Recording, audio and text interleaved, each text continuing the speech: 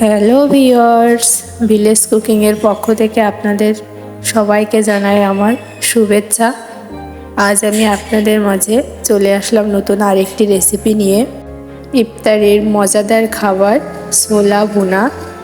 ছোলা ভুনা না থাকলে ইফতারিটাই জমে না। তাই আপনাদের আজকে দেখাবো খুব সহজে কিভাবে আমরা ঘরে ছোলাটা হোটেল স্টাইলে রান্না করতে পারি। আমি 2 কাপ ছোলা নিয়েছি। ছোলার ভিতরে আমি পানি দিয়ে দিলাম। এখন ছোলার ভিতরে যদি কোনো ময়লা থাকে তাহলে আমরা হাত দিয়ে এভাবে উঠিয়ে ফেলে দিব।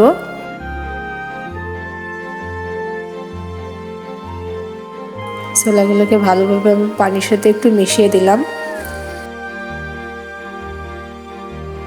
দেখুন, আমি 12 ঘন্টা পর ছোলাটি ঢাকনা খুলে দেখব ছোলাটি ভালোভাবে ফুলে গেছে কিনা। আপনারা যে 12 ঘন্টা ভিজিয়ে রাখবেন তাও না, ছোলাটা যখন এভাবে ফুলে যাবে তখনই আপনারা ছোলাটা কিন্তু রান্না করতে পারবেন। এখন আমি ছোলাটাকে সেদ্ধ করে নিব। আমি ছোলাটা সেদ্ধ করার জন্য প্রেসার কুকারে সেই পানি সহ ছোলাটা দিয়ে দিয়েছি। এখন সেদ্ধ করার জন্য পরিমাণ মতো পানি দিয়ে দিব। পানিটা বেশি কম হলে সমস্যা নাই, যেহেতু পরবর্তীতে ছোলাটা আমি আবার ঠান্ডা পানি দিয়ে ধুয়ে নিব। দেখুন, আমি প্রেসার কুকারে সেদ্ধ করার কারণ হচ্ছে খুব তাড়াতাড়ি কিন্তু প্রেসার কুকারে ছোলাটা সেদ্ধ হয়ে যায় আর খুব নরম হয়। ছোলাটা খেতেও কিন্তু খুব মজা হয়। এখন ছোলাটা আমার সেদ্ধ করা হয়ে গেছে। আমি এখন ছোলাটা রান্না করে নিব। হাঁড়িতে তেল দিয়ে দিলাম পেঁয়াজ কুচি, আদা রসুন পেস্ট। এখন সবগুলো উপকরণ আমি কিন্তু খুব ভালোভাবে নেড়েচেড়ে নিব। দেখুন, আমি খুব ভালোভাবে নেড়েচেড়ে নিচ্ছি। এখন স্বাদ মতো লবণ দিয়ে দিলাম হলুদের গুঁড়া, দিয়ে দিব ধনিয়ার গুঁড়া, দিয়ে দিব মরিচের গুঁড়া, এখন দিয়ে দিচ্ছি জিরার গুঁড়া। এখন সবগুলো উপকরণ আমি আবার ভালোভাবে মিশিয়ে নিব। দেখুন, আমি ভালোভাবে সবগুলো উপকরণ মিশিয়ে নিচ্ছি। দেখুন, আমার ছোলাগুলো আমি সার্ভ করে নিয়েছি। আমি দেখিয়ে দিলাম আমার ছোলাটা কেমন সেদ্ধ হয়েছে। ছোলাটা সেদ্ধ না হলে কিন্তু খেতেও মজা লাগে না, আর ভেতরে মশলাগুলোও কিন্তু যায় না। তাই ছোলাটা মজাদার করতে আমরা কিন্তু ছোলাটাকে খুব ভালোভাবে সেদ্ধ করে নিব।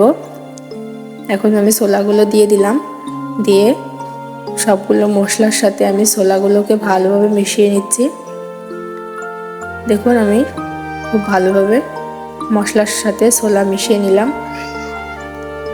এখন আমি পরিমাণ মতো পানি দিয়ে দিব। যেহেতু আগেই ছোলাগুলোকে সেদ্ধ করা, তাই খুব বেশি পানি দিব না। মশলাটা সেদ্ধ হয় এমন অল্প পানি দিব। আমি ঢাকনা দিয়ে দিলাম। আমি ঢাকনা দিয়ে 5 মিনিটের মতো অপেক্ষা করব। দেখুন, আমার 5 মিনিট হয়ে গেছে। আমি 5 মিনিট পর ফিরে আসলাম।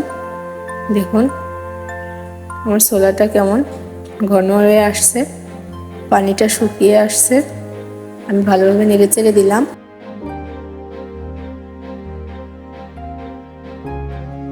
আমি আবার একটু ঢাকনা দিয়ে দিলাম।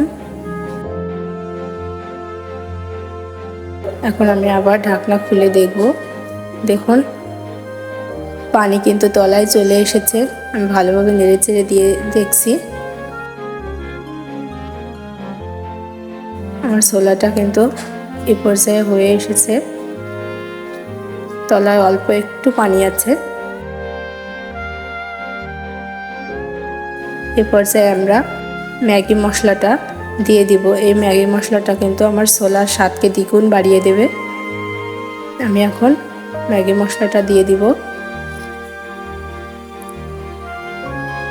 এই ম্যাগি মশলাটা দেওয়ার জন্য কিন্তু ছোলাটা খুবই সুস্বাদু হয়। যে আমি ম্যাগি মশলাটা দিয়ে আবার খুব ভালোভাবে নেড়েচেড়ে নিচ্ছি। খুব ভালোভাবে নেড়েচেড়ে নিব। ম্যাগি মশলাটা ছোলার সাথে মিশিয়ে নিব। তো দেখুন বন্ধুরা, আমার ভিডিওটি যদি ভালো লাগে তো অবশ্যই আমার ভিডিওতে লাইক কমেন্ট শেয়ার করবেন। নতুন নতুন ভিডিও পেতে আমার চ্যানেলটি সাবস্ক্রাইব করে দেবেন। আর যারা অলরেডি আমার চ্যানেলটি সাবস্ক্রাইব করে দিয়েছেন তাদেরকে অসংখ্য ধন্যবাদ। আর যারা আমার চ্যানেলটি এখনও সাবস্ক্রাইব করেননি তারা অবশ্যই আমার চ্যানেলটি সাবস্ক্রাইব করে দেবেন। দেখুন এই পর্যায়ে আমার ছোলাটা কিন্তু রান্না করা হয়ে গেছে। এখন আমি সার্ভ করে দেখাচ্ছি আমার ছোলাটা কেমন হয়েছে। দেখুন ছোলাটা দেখতে কত লোভনীয় লাগছে, খেতেও কিন্তু অনেক সুস্বাদু ছিল। ছোলা মুড়ি মাখা কার কার খুব পছন্দ, আমার কিন্তু অনেক পছন্দ ছোলা মুড়ি মাখা। আপনাদের ছোলা মুড়ি মাখা কার কার পছন্দ অবশ্যই কমেন্ট করে জানাবেন। তো বন্ধুরা, আজ এ পর্যন্তই। দেখা হবে নতুন আরেকটি ভিডিওতে। আল্লাহ হাফেজ।